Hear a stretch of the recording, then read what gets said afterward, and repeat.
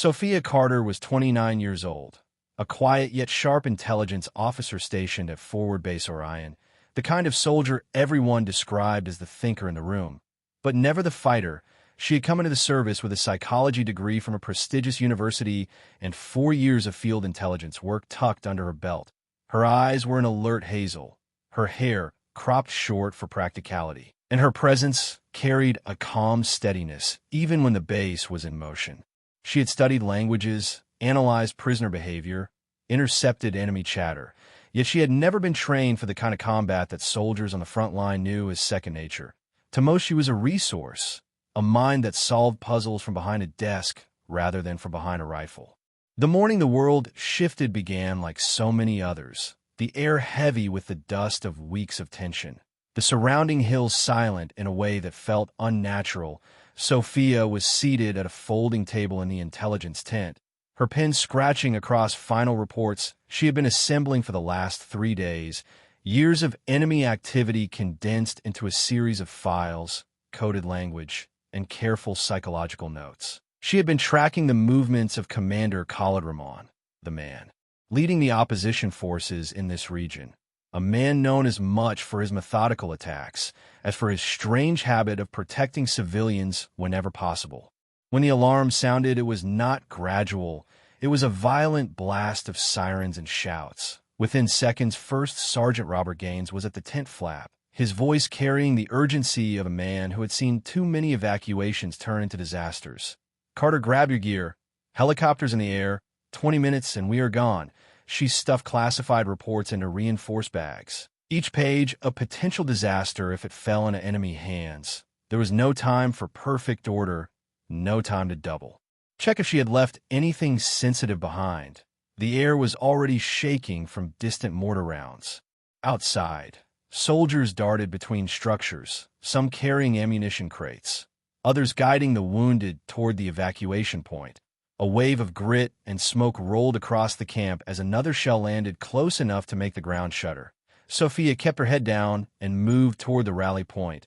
Her radio crackled with Robert's voice asking for her location, but the noise of chaos swallowed most of the words. She was halfway across the compound when another blast tore through the far side of the camp, the force throwing her into a half-collapsed supply hut near the perimeter fence.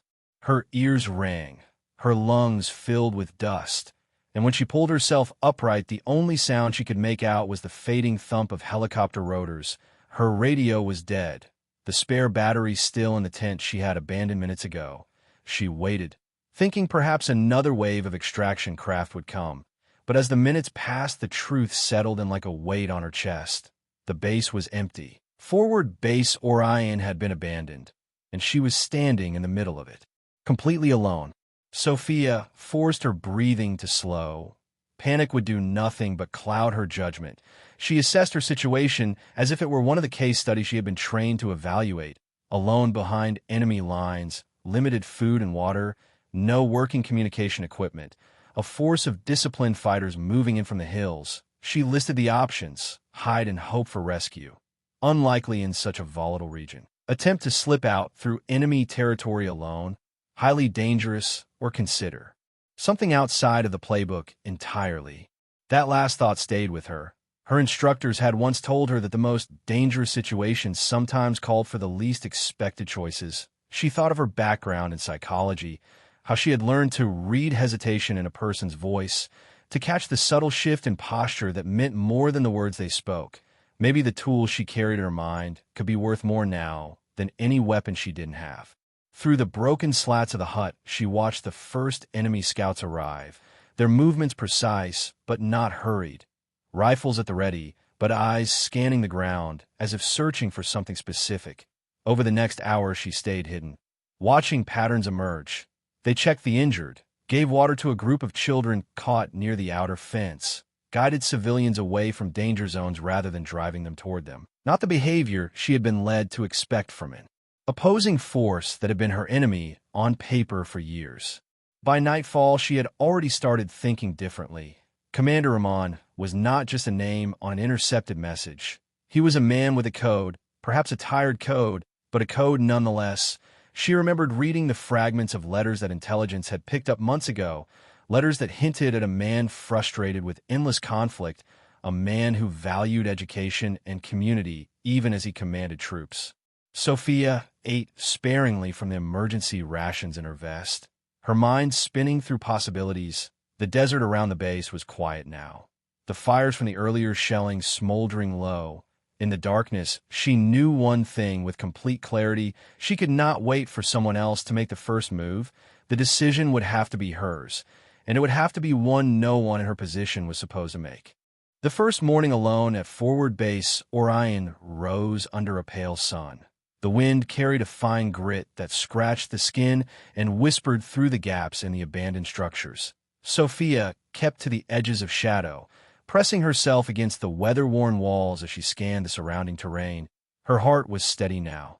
The initial shock had been replaced by a quiet determination. She knew that survival began with watching and learning before moving.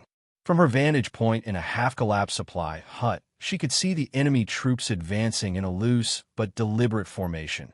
Their uniforms bore dust and wear, their boots sinking into the soft ground as if they carried the weight of both gear and years of war. Their rifles were always at the ready, yet their movements lacked the aggression she had been trained to expect. Instead, there was precision without cruelty, discipline without spectacle. Hours passed as she studied them through narrow slits in the wooden walls.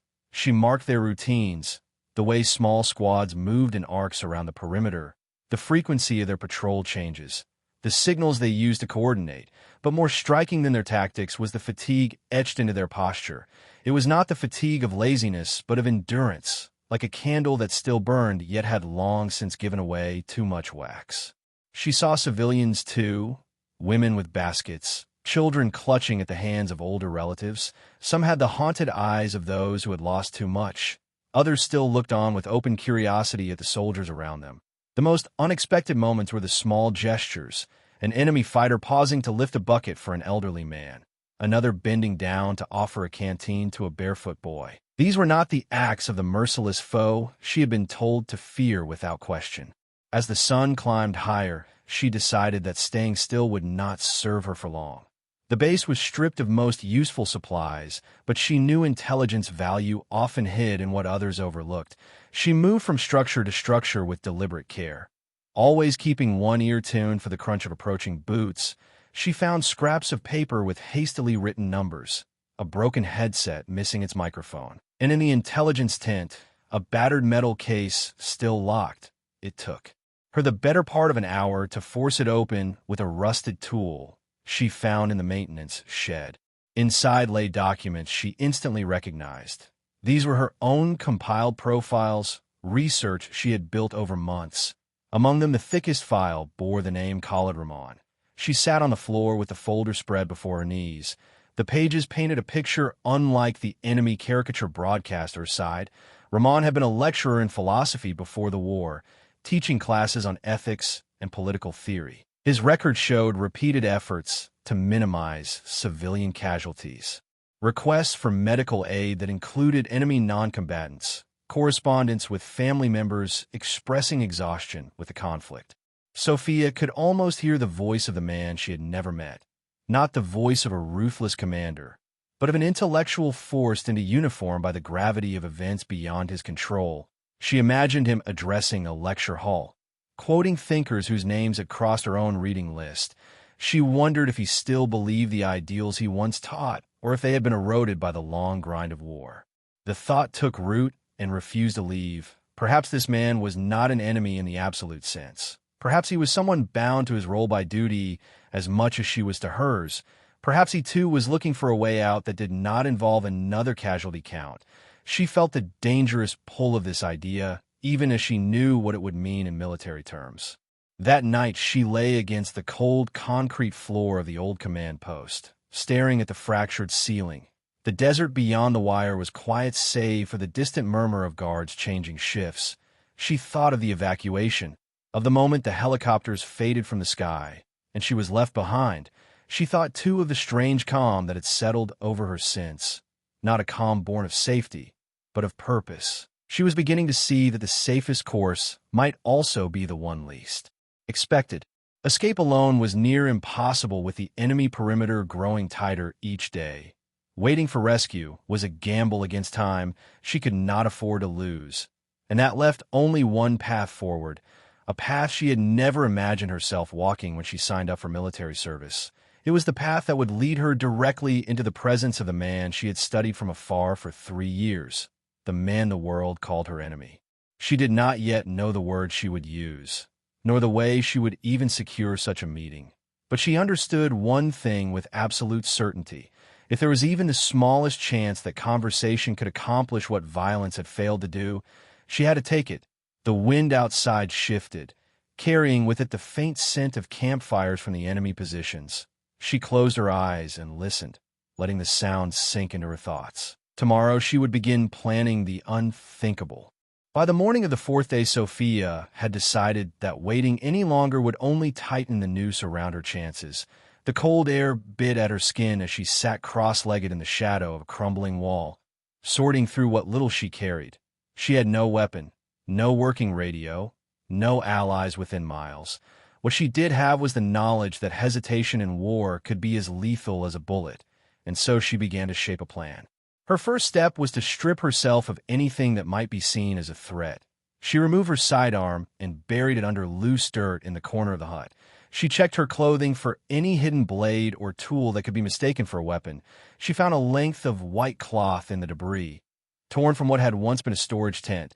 She tied it to a piece of bent metal rod she had pried for a broken window frame. It looked crude, but in war a white flag was less about perfection and more about intent. Sophia knew enough of Commander Ramon's habits to believe he might at least listen before ordering her detained, or worse.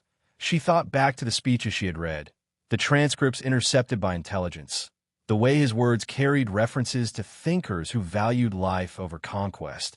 She memorized the points she would make, not as arguments, but as bridges, phrases that acknowledged the years of pain without demanding immediate solutions.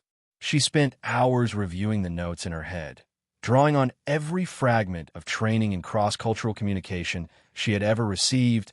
She would not open with accusations, nor would she plead. She would speak of the weariness both sides must feel, of the civilians who bore the brunt of battles they never asked for.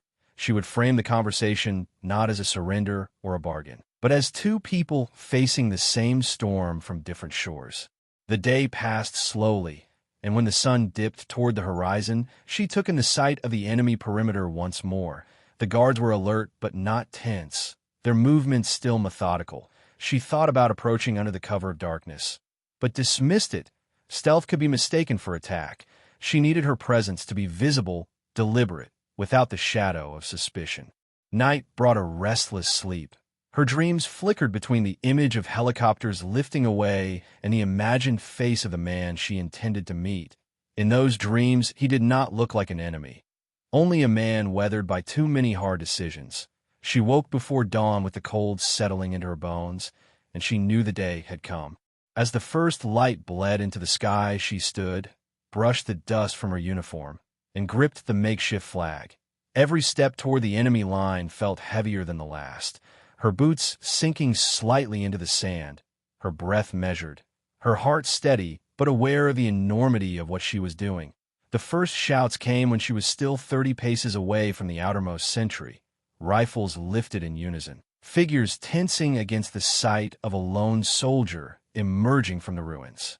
She stopped where she could be clearly seen, raising the white flag high enough that the rising sun lit it from behind. She spoke in their language, her voice slow and clear, asking to speak with their commander. She could see the confusion ripple through them. Some exchanged glances, others tightened their grip on their weapons. She repeated the request, this time adding that she had information worth hearing, not about victory or defeat, but about ending the fight itself. 2 soldiers approached, their eyes sharp but not cruel. They circled her, checking her hands, her pockets, the folds of her uniform. One of them radioed to someone further inside the camp. She waited, unmoving, letting the stillness carry its own message. After what felt like a long minute, they gestured for her to follow. They blindfolded her before leading her deeper into their territory. The cloth pressed against her eyes, turned the world into a series of sounds and smells. The muffled crunch of boots on gravel, the faint scent of cooking fires, the low murmur of conversations in the language she had learned enough to follow. She counted her steps without realizing it, a habit from years of moving through unfamiliar spaces. When they finally stopped, the blindfold was removed, and she found herself inside a large canvas structure. The light filtered soft and gold through its walls, and in the center stood the man she had studied for years, Commander Khalid Rahman. His beard was more silver than she had imagined, his eyes deep-set and intelligent, yet shadowed with the exhaustion of someone who had carried too much responsibility for too long. His gaze met hers without hostility, only a measured curiosity. He stood with the quiet posture of a man who preferred to think before speaking. Around them his officers kept their distance, watching but not intervening. Sophia felt the tension in the air. The fragile thread of this encounter could be cut at any moment. She began to speak, telling him not of classified files or tactical insights, but of the futility of years spent locked in the same cycle. She spoke of the civilians she had seen, the tired soldiers on both sides, the shared humanity that outlasted political orders. He listened, his expression unreadable. Occasionally his eyes flicked to his officers, as if gauging their reactions. When she finished, there was a long silence, the kind that could tilt toward rejection or understanding. She kept her gaze steady on him, willing the moment to lean toward the latter. The air between them felt heavy with the possibility of something that had not been tried in all these years. The tent was quiet except for the faint flap of canvas in the wind. Commander Rahman stood still for a long moment, his gaze fixed on the ground between them, as if the answer to the years of fighting might be written there. Sophia waited, every instinct in her body telling her that patience was her ally now. This was not a moment to push. It was a moment to let the weight of her words settle like sand after a storm. When he finally spoke, his voice was low but steady, the kind of voice that carried more reflection than command. He asked her what she thought could possibly change after so much loss, and she told him that she believed change began when even one person decided to act differently. She spoke not of treaties or grand political promises, but of the small acts that built trust, the moments when two people on opposite sides dared to see each other as more than enemies. Rahman listened without interrupting, his eyes searching her face as though measuring whether her conviction was born of strategy or truth. The silence between each of his questions stretched into long pauses, as if he weighed every word against the risk it carried. Sophia could feel the attention of the other officers in the tent, the way their eyes flicked between their commander and the foreign soldier who had walked into their midst carrying only a white flag. At last he said that if there was even a chance her intent was genuine, he would consider testing it, but that such a test would demand more than talk. It would require both of them to place their safety, their positions, and perhaps their futures in jeopardy. Sophia understood instantly what he was suggesting, and in that moment she felt both fear and a strange clarity. He wanted to walk together into the territory controlled by her people, to show by action that trust was possible. The idea was as dangerous as it was simple. There were no guarantees that either side would react with restraint, no assurances that their own commanders would see it as anything other than betrayal. They both knew that the journey could end in gunfire before they even reached the first checkpoint, and yet the thought of such a direct act held a power no written proposal could match. That evening they met again in the same tent, this time with fewer officers present. Rahman selected 3 soldiers he trusted above all others, men who had served with him since the first days of the conflict. They spoke in low tones about the route they would take, the signals they would use if confronted, the ways they would show at a distance that their approach was peaceful.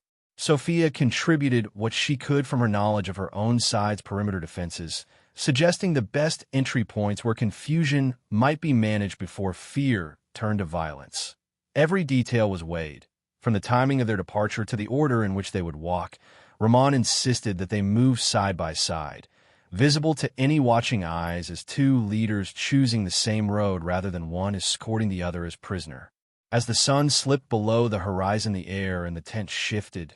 The planning had ended, and what remained was the unspoken acknowledgement of what they were about to risk. Sophia thought of the soldiers she had served with, men and women who might see her return not as a victory, But as a violation of trust, she thought two of the civilians whose lives might hinge on whether this small act could break the cycle of retaliation. That night, she lay on a thin mat in a corner of the camp, staring at the pale light of the moon through the open flap of the shelter. Sleep came in fragments, each one filled with images of checkpoints, raised rifles, faces she knew and faces she did not.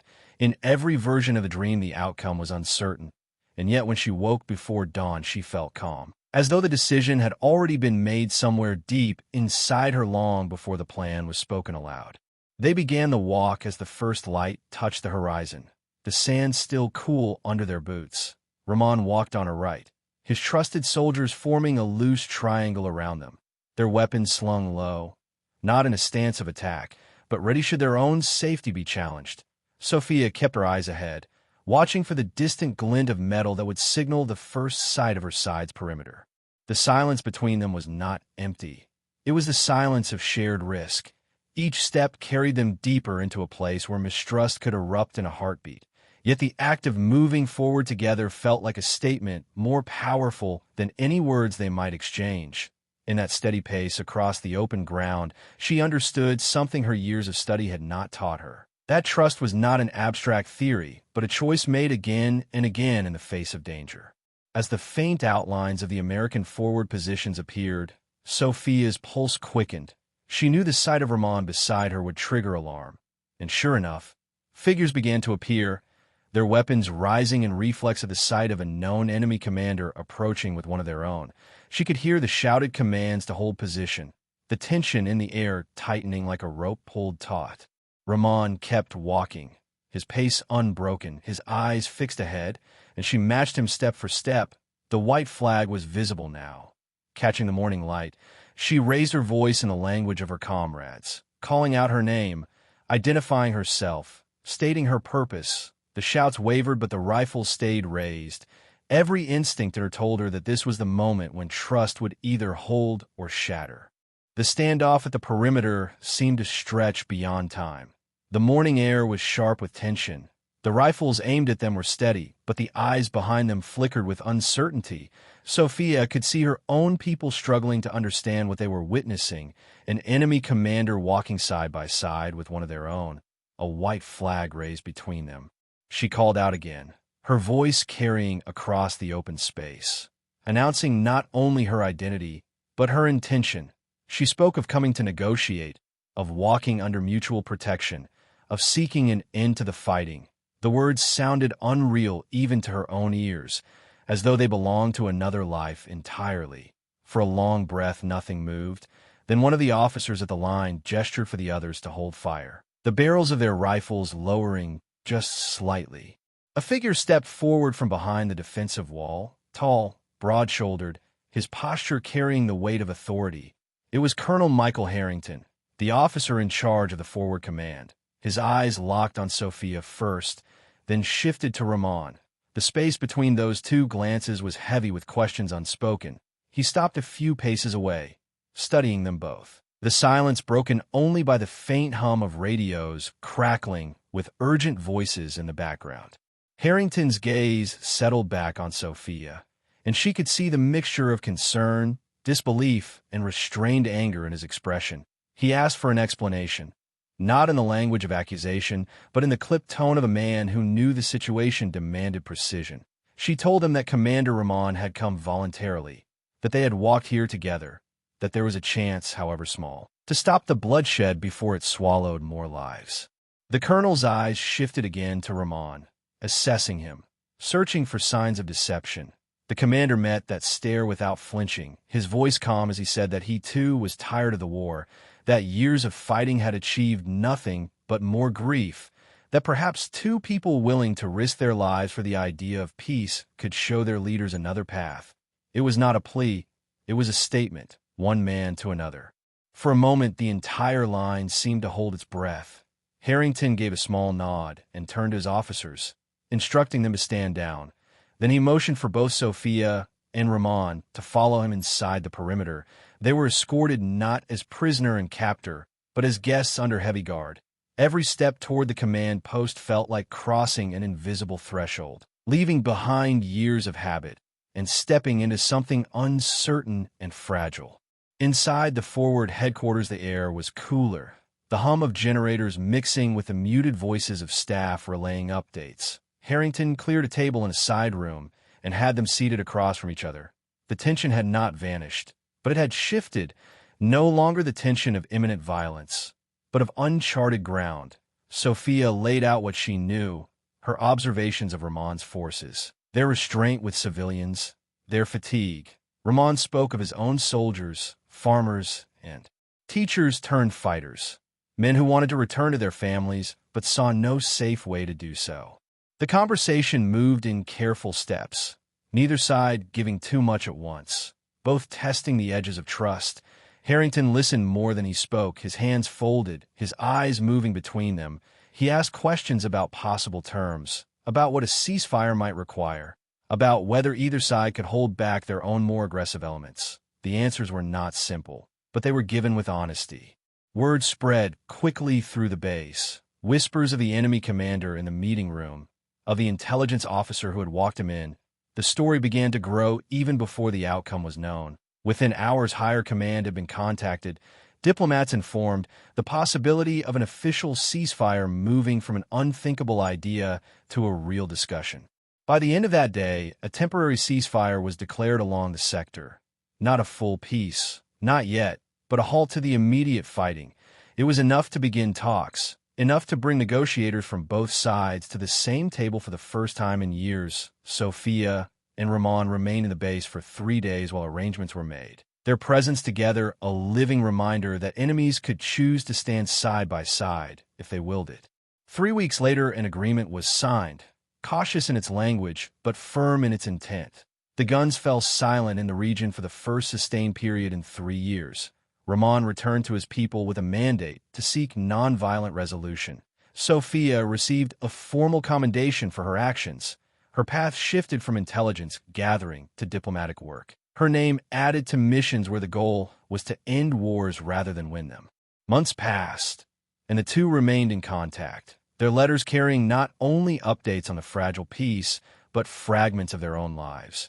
Ramon wrote of returning to his studies, of teaching again in small gatherings. Sophia wrote of traveling to other regions where the seeds of dialogue were beginning to take root. Their friendship, born of risk, deepened into a mutual respect that neither had expected when they first met across the gulf of conflict. A year later, Sophia stood on the edge of another contested region, preparing to meet leaders on both sides. She thought back to that morning when she had walked with Ramon toward the line, the weight of uncertainty pressing on every step, and she knew that was the moment her understanding of courage had changed forever. Courage was not the absence of fear, but the choice to keep walking toward the place where fear waited. The incident at Forward Base Orion became a case study in military and diplomatic circles. Not because it was a grand political maneuver, but because it showed that sometimes the first step toward peace was not taken by generals or politicians, but by individuals willing to see the human being in their so-called enemy. The lesson was simple, yet in the history of war it was one too often ignored. Sophia never forgot the truth she had learned in those 7 days behind enemy lines, that an extended hand could be more powerful than a raised fist, that understanding could cut deeper than any blade, and that sometimes the path to ending a war began not with orders from above, but with a quiet decision made by someone who refused to accept the inevitability of the fight. And so, in the years that followed, when she was asked what it took to bridge the gap between sworn enemies, she would think back to the heat of that desert morning, the sound of boots in the sand, the sight of a white flag catching the light, and she would say that it begins the moment you decide to walk toward each other instead of away.